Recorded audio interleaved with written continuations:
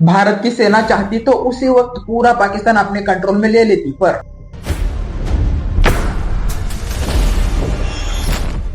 पंडित जवाहरलाल नेहरू ने अचानक से युद्ध रोककर यूएन में जाने की कोशिश क्यों की? महाराजा हरि सिंह खुद की जान बचाने के लिए इंडिया में तो आ गए, पर सरदार वल्लभ भाई पटेल ने उनके आगे ये शर्त रखा। जम्मू कश्मीर तो ऑफिशियली भारत में आएगा, पर उसका जो डिफेंस, आर्मी, एक्सटर्नल अफेयर्स और कम्युनिकेशन है वो भारत।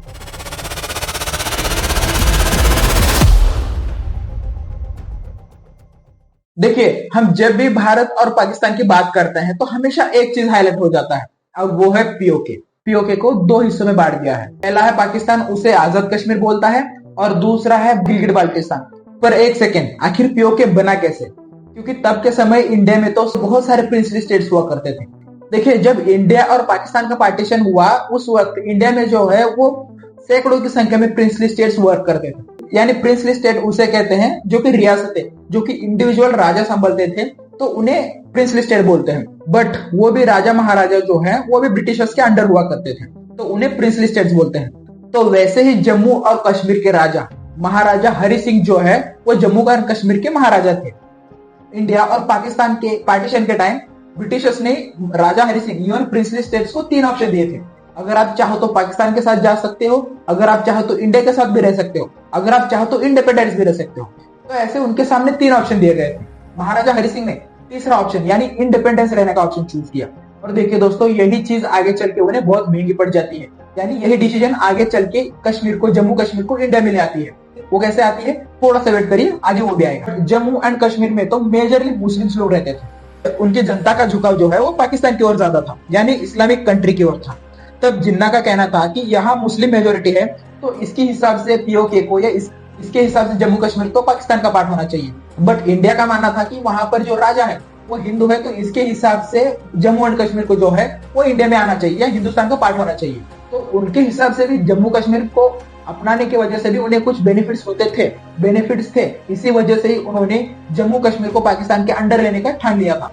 जैसे इंडिया और पाकिस्तान डिवाइडेड हो जाते हैं, तो रही बात कश्मीर की, तो वहां पर इंडिपेंडेंस होने के बाद कुछ ही महीनों में यानी एंड ऑफ द 1947 को वहां पर पाकिस्तान ने जम्मू कश्मीर पर अटैक कर दिया। देखिए दोस्तों, जम्मू कश्मीर पर अटैक कर दिया, तो अटैक करने वक्त उन्होंने सीधा लड़ते लड़ते धीरे धीरे श्रीनगर तक पहुंच गए, यानी जम्मू एंड कश्मीर के राजधानी तक पहुंच गए। तो उसके बाद खुद की जान बचाने के लिए राजा हरि सिंह ने इंडिया में शरण ले लिया। राजा हरि सिंह के पास 2 भी ऑप्शन थे, वो चाहते तो पाकिस्तान भी चले जाते, क्यों नहीं गए, क्योंकि वो तो एक तो रहे हिंदू, तो इसकी वजह से, और पाकिस्तान इस्लामिक कंट्री था और इस्लाम में जो है वो हिंदू को काफिर माना जाता है, तो इसकी वजह से भी राजा हरि सिंह की जान को धोखा था। तो इसीलिए उन्होंने instead of Pakistan he choose India. और देखिए दोस्तों, उन्होंने इंडिया में शरण मांगी तो तब के भारत के होम मिनिस्टर सरदार वल्लभ भाई पटेल ने कहा कि हम तो आपकी मदद नहीं कर सकते, क्योंकि जम्मू कश्मीर जो है वो इंडिया का भाग नहीं है, इंडिया का हिस्सा नहीं है, तो इसकी वजह से हम आपकी कोई भी मदद नहीं कर सकते। उन्होंने एक चॉइस दिया, अगर आप जम्मू कश्मीर को इंडिया में मर्ज कर दो, फिर हम उसकी जो डिफेंस है, आर्मी है, एक्सटर्नल अफेयर्स है और जो कम्युनिकेशन है वो इंडिया संभाल लेगा। ऐसे बोलकर उन्होंने उनके सामने एक प्रपोजल रखा। फिर बाद में 26 अक्टूबर 1947 को राजा हरि सिंह जो है वो ऑफिशियली डॉक्यूमेंट पर सिग्नेचर कर देते हैं, और इसके साथ जम्मू कश्मीर जो है वो ऑफिशियली इंडिया का पार्ट बन जाता है। फिर इसके बाद होम मिनिस्टर ने वहां पर अपने आर्मी भेज दिए। फिर धीरे धीरे पाकिस्तान की आर्मी श्रीनगर की ओर बढ़ती गई। तो इसकी वजह से, और इवन जैसे ही जम्मू कश्मीर का इंडिया के साथ एग्रीमेंट हो जाता है, उसके तुरंत बाद होम मिनिस्टर वल्लभ भाई पटेल ने इंडियन आर्मी भेज दिया, और इंडियन आर्मी ने उन्हें काफी हद तक उन्हें पीछे कर दिया। और देखिए दोस्तों, सिचुएशन ये थी, अगर ऐसे चलता रहता तो एक दिन ऐसा भी आ जाता इंडियन आर्मी जो है वो पाकिस्तानी आर्मी को बैकफुट पर पूरी तरह से ढकल सकती थी। पर भाई साहब नेहरू तो नेहरू ठहरे, उन्हें तो चाहिए था लोकतंत्र के जरिए, कानून के जरिए लैंड चाहिए था। फिर उन्होंने क्या किया, उन्होंने यूएन में एक पिटीशन दाखिल किया कि ऐसे ऐसे चल रहा है तो हमें इस पर न्याय चाहिए। पर क्या हुआ, बट यूएन ने 1 जनवरी 1949 को वहां पर इंडिया और पाकिस्तान के बीच में एक सीज फायर कराया, और उन्हें कहा गया कि आप जहां की पोजीशन है बस वहां तक आकर युद्ध को रोक दिया जाए।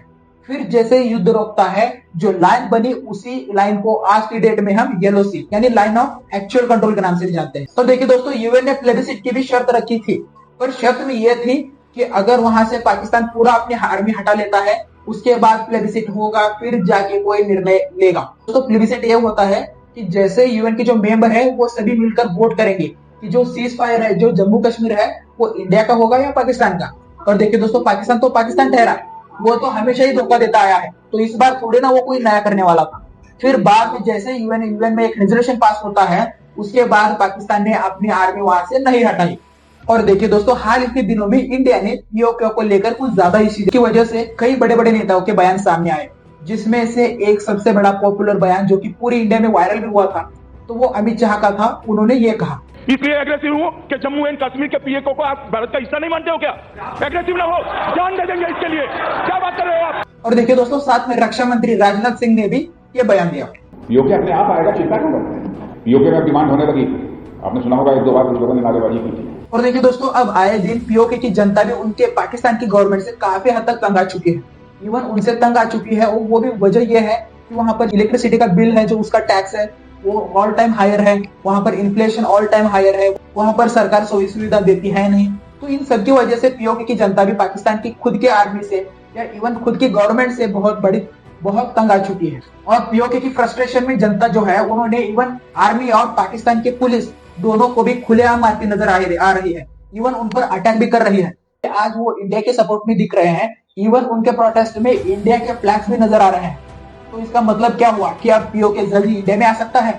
और देखिए दोस्तों, ये जो प्रोटेस्ट हो रहे हैं, तो अक्सर पाकिस्तान की जो गवर्नमेंट है वो इंडिया के रॉ पर एलिगेशंस लगाती रहती है कि रॉ की वजह से यहाँ पर कॉन्फ्लिक्ट हो रहे हैं, प्रोटेस्ट हो रहे हैं। वहां पर ज्वाइनिंग विद इंडिया एक बड़े पैमाने पर एक्टिवली है, और साथ में ज्वाइनिंग विद पाकिस्तान के साथ भी एक्टिव है। जो पाकिस्तान के लिए काम करती है, पाकिस्तान की वजह से काम करती है, वो धीरे धीरे और इवन ओपनली वहां पर अटैक करती रहती है प्रोटेस्टर्स के घर पर, सीधा वो जाके अटैक करती रहती है। तो इसकी वजह से भी जो भी प्रोटेस्टर्स हैं और जो भी जिनकी मांगे रहती हैं, जो अपनी मांग रख रहे हैं, उनको भी डर लगता है। तो उसकी वजह से उसका बेनिफिट्स लेते हुए वो जो है वो हेल्प करती रहती है, और जो भी आवाज उठाना चाहते हैं उन्हें बैकफायर करना पड़ता है, या इवन उन्हें बैकफायर कर दिया जाता है। और देखिए दोस्तों, यही बेस्ट टाइम है हथौड़ा मारने का, क्योंकि अब लोहा गर्म हो चुका है। ये मैं नहीं बोल रहा हूं, ये पाकिस्तान के एक ह्यूमन राइट एक्टिविस्ट हैं जिनका नाम है अमजद अयूज मिर्जा।